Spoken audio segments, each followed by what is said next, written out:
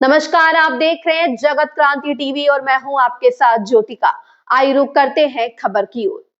Bhiwani court परिसर में आज सुबह लगभग 11:30 बजे टारगेट फायरिंग हुई, जिसमें कोई भी हताहत नहीं हुआ। फायर करने वाले युवकों की संख्या 2 से 3 बताई जा रही है।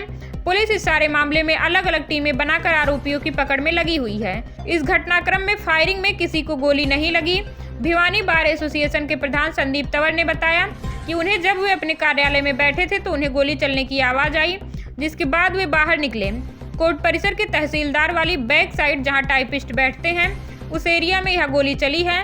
लगभग 4 माह पहले भी कोर्ट परिसर में गोली चली थी, जिसके बाद उन्होंने स्थानीय पुलिस से संपर्क किया था तथा कोर्ट में 15 कमांडो तैनात कर लिए गए। आज की गोलीबारी के बाद इन 15 कमांडो ने तत्परता दिखाई तथा प्रारंभिक सूचना पर किसी व्यक्ति को राउंड किए जाने की कोई सूचना नहीं है। घटना के समय वहां मौजूद महेंद्र यादव ने बताया कि वे यहां जब बैठे थे तो उन्हें गोली की आवाज के बाद कुछ लोग भागते हुए दिखाई दिए। उनकी उम्र कम थी।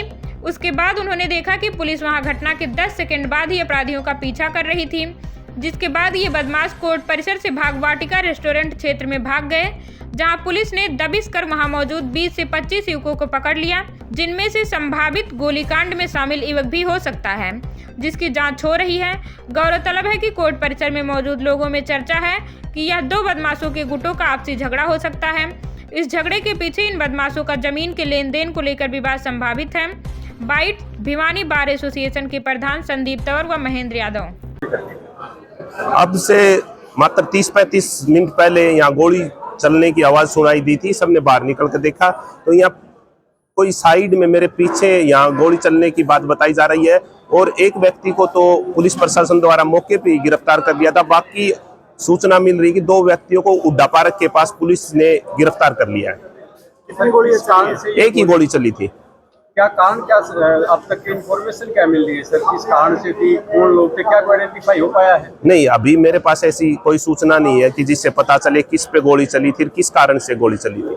सिक्योरिटी की क्या व्यवस्था है? क्योंकि कुछ दिन पहले ही गोली चली थी, 3-4 महीने पहले ही यहाँ इस प्रकार का मामला हुआ था। ये 3-4 महीने पहले यहाँ कोर्ट परिसर में गोली चली थी, जिसमें एक व्यक्ति की बाद में PGIM रोहतक में मृत्यु हो गई थी। लेकिन जिस दिन से गोली चली थी उसी दिन से SP भिवानी ने यहाँ पर 15 कमांडो लगातार तैनात किए हुए थे, लेकिन उसके बावजूद भी फिर दोबारा गोली चली है। लेकिन जो वह यहाँ कमांडो तैनात थे उसका परिणाम ये हुआ कि अपराधियों को आज मौके पे ही गिरफ्तार कर लिया गया है। सर, ये माना जा रहा है कि कुछ जमीनी विवाद में ये काफी टाइम से ये मामला चल रहा है, तो अलग अलग गुटों का ये मामला है। क्या मानते हैं, कहाँ तक इस बात को हो रही है? नहीं, यहाँ जो मेरे पीछे जो कोर्ट आप देख रहे हैं, शायद इसी कोर्ट में वो अपराधी आए थे। और ये जो कोर्ट है ये जुनाइल जस्टिस बोर्ड की कोर्ट है। इसमें जमीनी विवाद नहीं चलते। इनमें 18 साल से जो नीचे बच्चे होते हैं उनके मामले इस कोर्ट द्वारा सुनवाई होती है। भिवानी कोर्ट में इस तरह से क्राइम हो रहा है, वकीलों में किस तरह का माहौल है? देखिए, जहाँ भी गोली चलती है, वकील हो या आम जन हो, जो शरीफ व्यक्ति है, उसमें भय का माहौल होता है।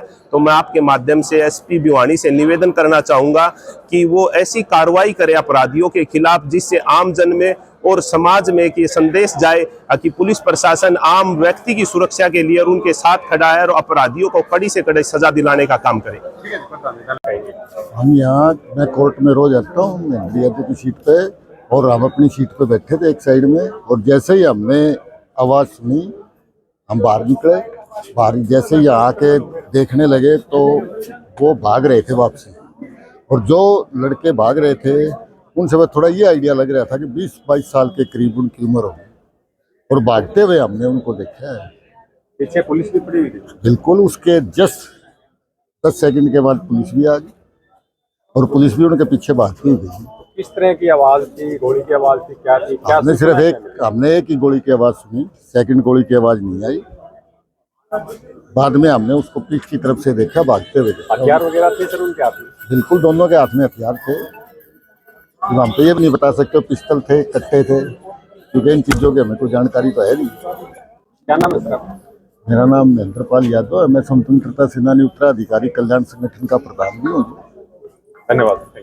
इस खबर में बस इतना ही। बने रहिए जगत क्रांति टीवी के साथ।